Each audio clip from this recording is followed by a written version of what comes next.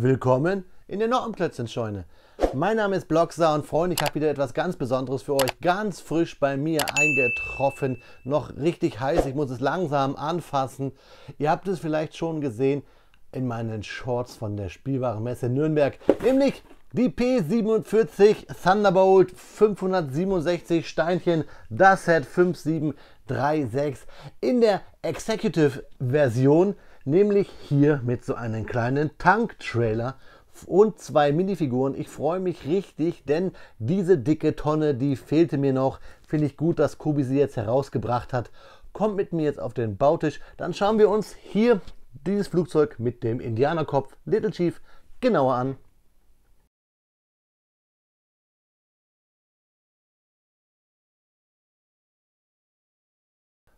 Ja, da schauen wir uns den Karton einmal genauer an, unserer Northrop Grumman P47 Thunderbolt und des Tank Trailers. Ich betone das hier, weil die Lizenz drauf steht. Die 5736 Executive Edition heißt eigentlich, dass ihr das Set auch bei Händlern bekommt, aber ihr kriegt etwas on top, nämlich hier im roten Karree den Tank Trailer und den Mechanic.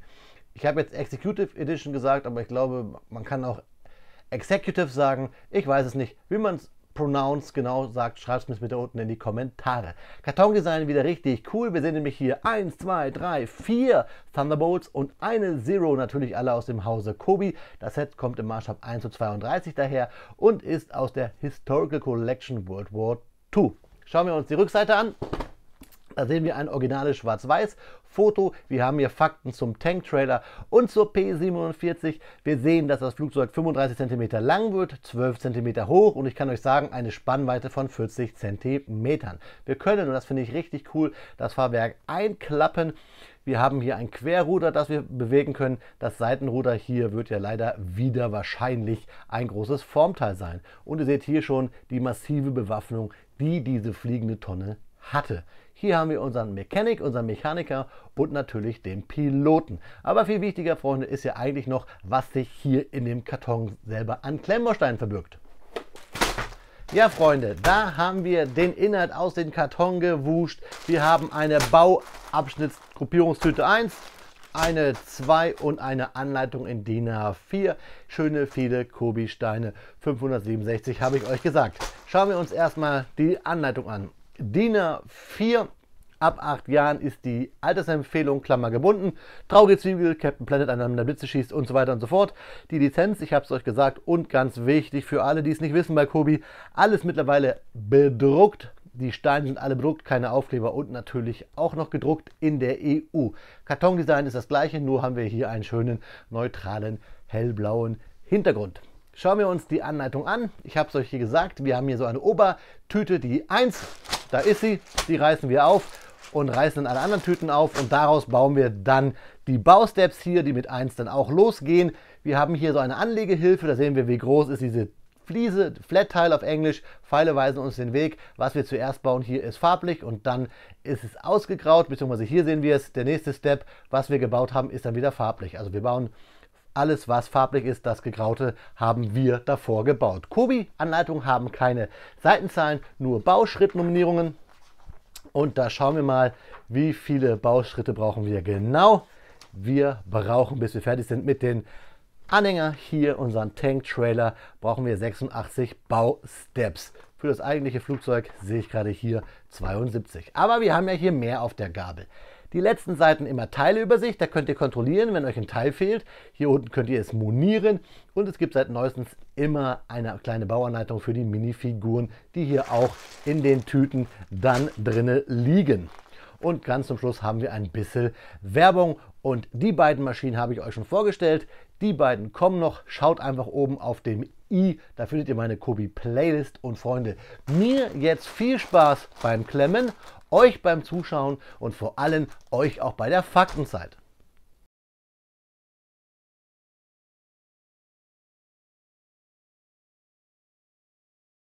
Speedbildzeit ist Faktenzeit und natürlich sprechen wir heute über die P47 Thunderbolt von Rip Republic. Der Chefkonstrukteur von Republic, Alexander Caldwell, entwickelte die Thunderbolt, nachdem er den damals im Krieg in Europa stattfindenden Luftkampf ausführlich studiert hatte. Der Bau der P-47B begann Anfang 1942. Später flog sie mit der 8th Air Force in Großbritannien bei Angriffen der B-17 und B-24 als Geleitschutz. Nachdem das Jagdflugzeug mit zusätzlichen abwerfbaren Treibstofftanks ausgestattet wurde, konnte es sogar zum Zielgebiet fliegen.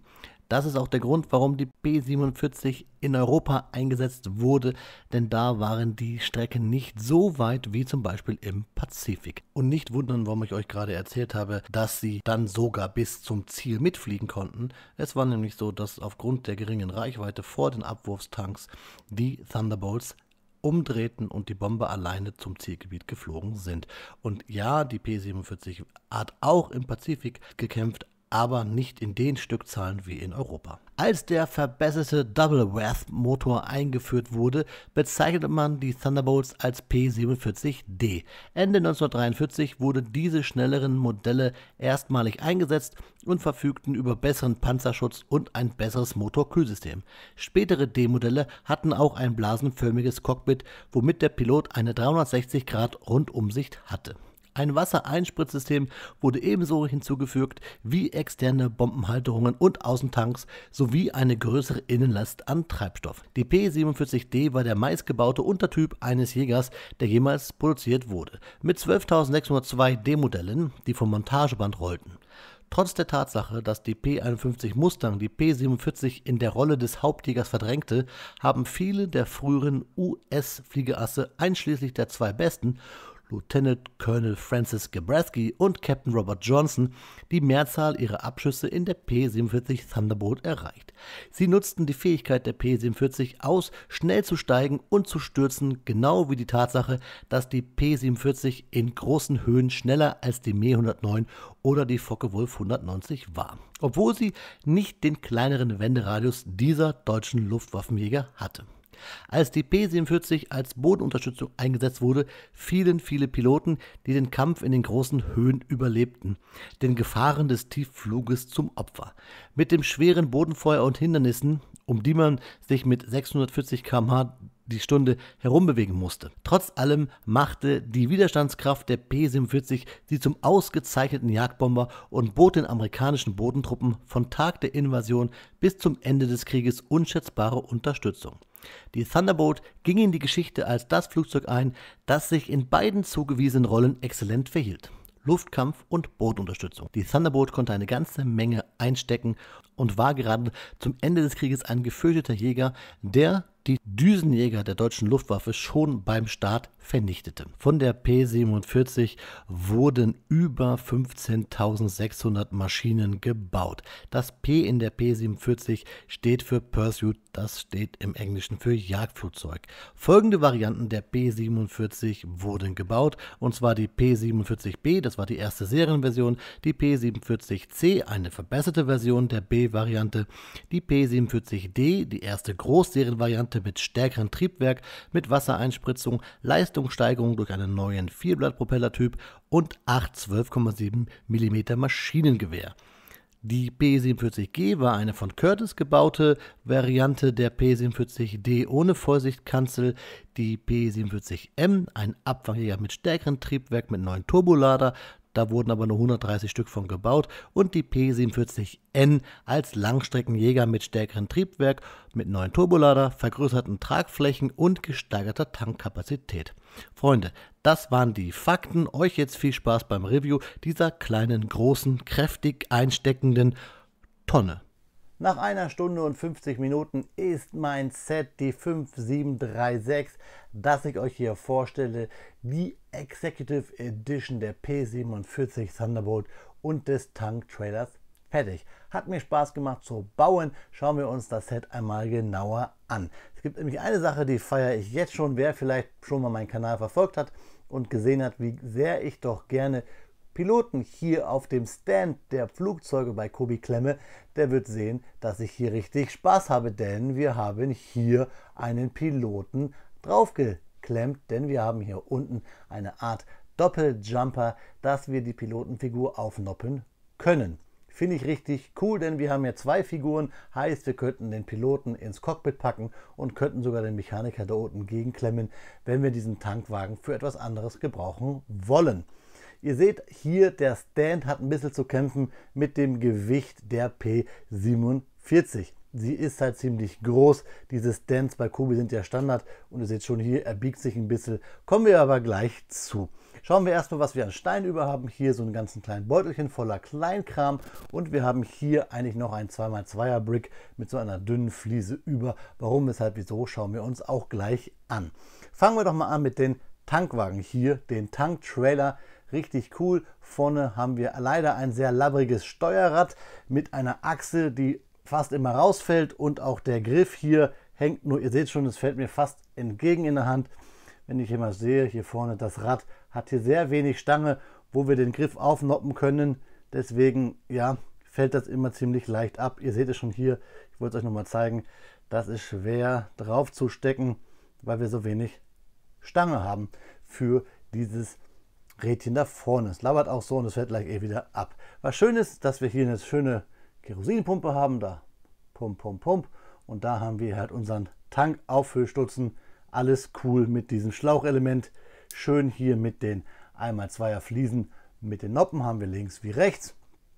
Und hier diese Gittersteine in diesem, ja, hell-olivgrau. Schön auch hier oben den Deckel. Schön die Räder, Felgen. Das gefällt mir schon, die Tankform. Und wir haben sogar hier einen bedruckten Slope mit dem Stern. Wir haben eine schöne Stoßstange, die aber leider hier immer hin und her sich verstellt, weil wir nur so eine Noppe haben, die wir hier aufnoppen. Das ist ein bisschen schade. Also ein schönes Gimmick. Ob man deswegen eine extra Executive Edition braucht, weiß ich nicht. Wie gesagt, hier vorne, das fällt eh ab. Aber ich glaube, die meisten Leute bauen das Rad dann eh ab und hängen das halt hinter ihren Release Jeep oder wie auch immer. Den GMC von Kobi gibt es ja auch noch, denn das Ding fällt eh auseinander. Das ist ein bisschen schade. Dazu gibt es dann natürlich hier den Mechaniker von Kobi. Ihr seht ihn in rechts nochmal in groß, wie er bei Kobi auf der Homepage zu finden ist. Er ist schön bedruckt, hat diese schwarzen Schüchen, er hat ein bisschen Werkzeug in seiner Latzhose und braunen ja, Beatles Haarschnitt, würde ich sagen. Und die Rückseite ist relativ trist mit diesem Oliv- und Beige-Ton. Das ist ein bisschen schade, aber hey, dafür ist die Figur dann von vorne relativ schön bedruckt und freundlich schaut der Herr auch rein. Dann schauen wir uns doch gleich mal den Piloten an, der hier auf dieser Noppe steht. Die zeige ich euch dann gleich, wenn wir uns den Stand angucken.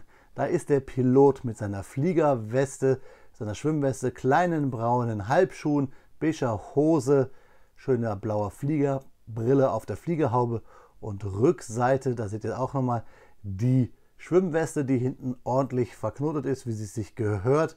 Da, ihr seht die Figur nochmal in groß rechts. Ich mache mal hier die Maske ab. Und dann können wir nämlich auch nochmal in das Gesicht des freundlichen Herrn gucken, der wirklich freundlich daher kommt. Die Maske klemmen wir nämlich in das Flugzeug eigentlich. Ich zeige es euch gleich. Wir gucken uns erst den Stand nochmal an. Da ist der Stand mit der 2x6er Fliese schön bedruckt und da haben wir die Noppen für unsere Pilotenfigur. Finde ich cool. So, da können wir es hinstellen. Aber der Stand, ihr müsst immer aufpassen, dass ihr es richtig ausrichtet, damit der Flieger dann auch gerade ist, denn er rutscht gerne mal hier rüber. Das ist ein bisschen schwach. Das könnte Kobi mal verstärken.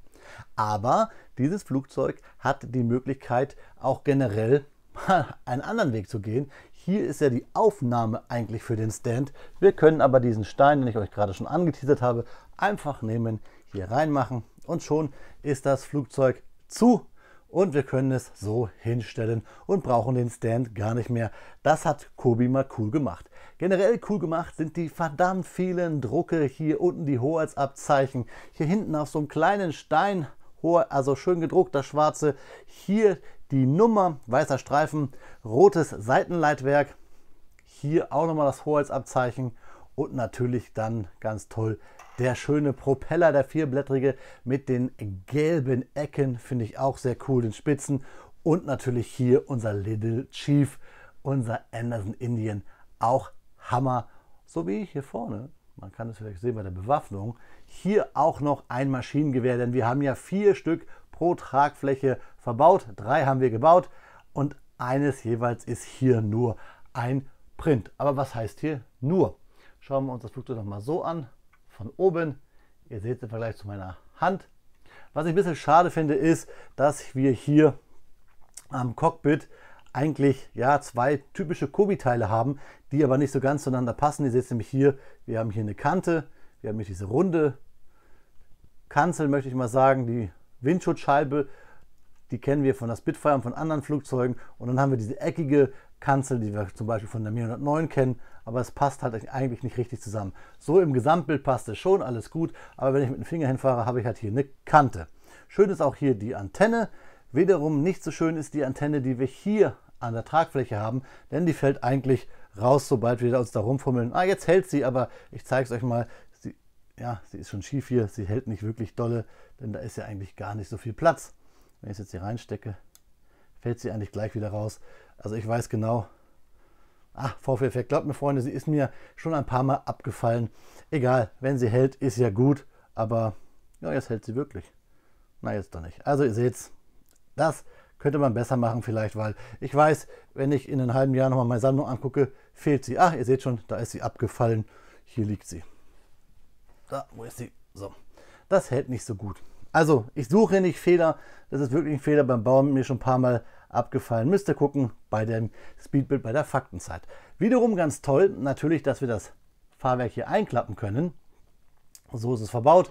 Es ist halt nur so halb, aber das gefällt mir trotzdem. Es ist ganz cool, endlich mal ein Fahrwerk zum Einklappen. Gerade bei diesen amerikanischen Flugzeugen. Bei der Wildcat hätten wir uns auch als alle gerne gewünscht. Auch ganz cool ist dieser Abwurftank. Hier mit den Bolzen gemacht. Da in die Öffnung rein.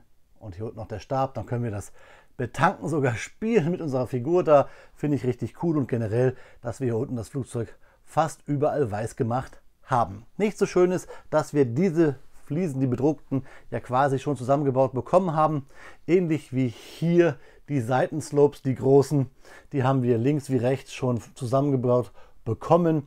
So fehlt halt ein bisschen Bauspaß. Da ist es ein bisschen so wie bei Airfix.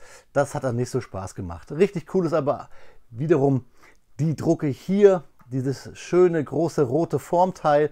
Das sieht einfach klasse aus. Es macht ja auch hier diese fliegende Tonne, dieses massives Flugzeug, diese Schnauze so schön. Das ist ja ikonisch. Das ist die Thunderbolt. Das gefällt mir.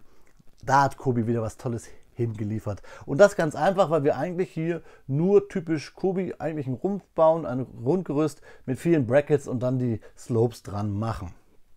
Auch toll ist hier mit den Ball Joints und diesen besonderen Kobi-Teilen, die wir ja bei den Schiffen kennen, und diesen dünnen Fliesen haben wir eine schöne Krümmung, einen schönen Winkel für die typischen Thunderbolt-Tragflächen hinbekommen. Ihr seht, dass sie so leicht nach oben sich biegen.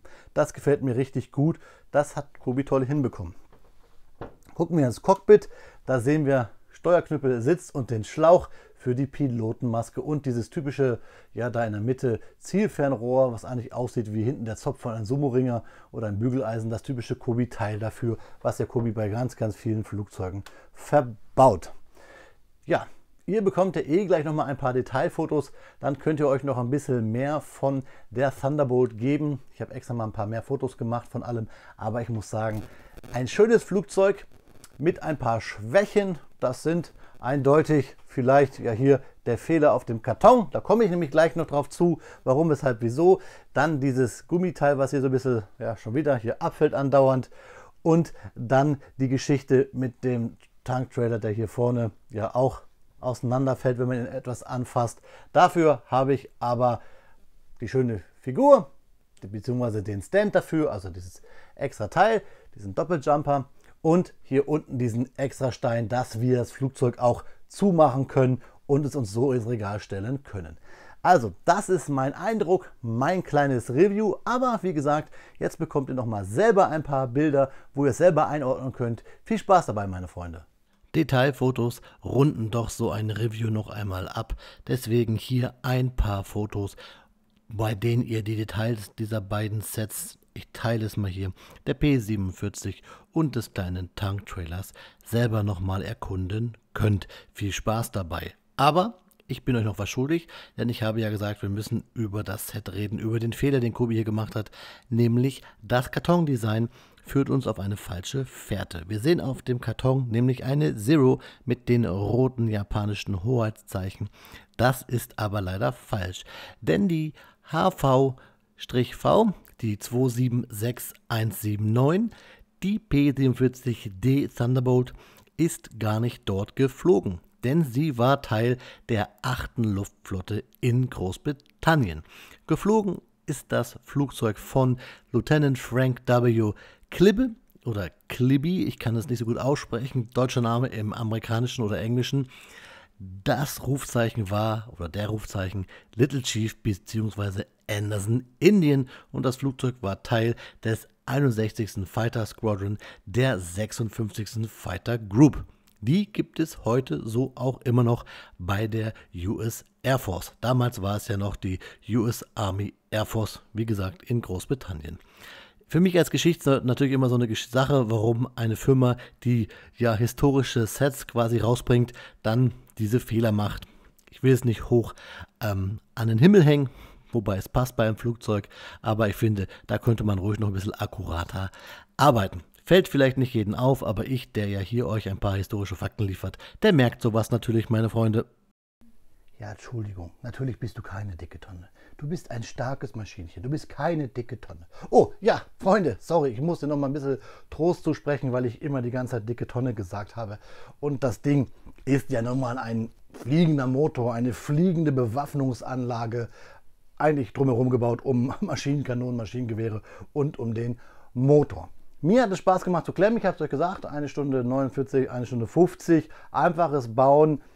Eine Executive Edition, wo man ein bisschen was so hat, und ganz cool, habe ich euch ja gesagt, dieser Stein zum Verschließen der Lücke, damit ihr auch den Stand vergessen könnt. Wobei ich feiere ihn einfach, weil ich die Figur da hinstellen kann. Ich habe euch das gesagt. Und ach so, ja, natürlich die Idee, dass man noch hiermit ein kleines Diorama bauen kann. Also, als ich auf der Messe das Flugzeug gesehen habe, war ich gleich hin und weg, musste ich haben, und habe ich mir jetzt erfüllt und euch hier quasi in digitaler Form ins Netz gestellt. Und ich hoffe, ihr konntet ein bisschen Freude dran haben.